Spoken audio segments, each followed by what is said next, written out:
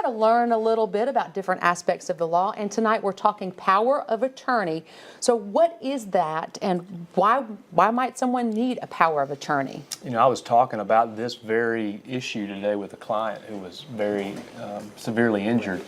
A person who has this kind of power is able to make decisions for you when you can't make those decisions for yourself. And the decisions can be pretty broad. It can be, you know, making real estate transactions.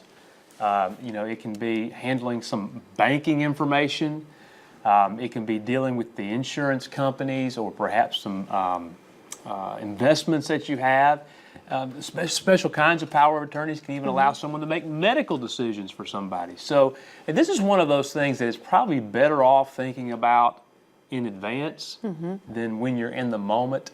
And I know we don't like to think about those things, but think of it kind of like making a will. Most of us do that. Well, let's do this too. So if you get in this situation, who would you want making financial decisions for you, medical decisions for you, real estate decisions for you, decisions about your children? Well, when does this kick in? When does that power of attorney come in effect, for example? I mean, if I'm okay and doing all right and I've designated who is my power of attorney, that's not when that applies, right? If everything is going well with me.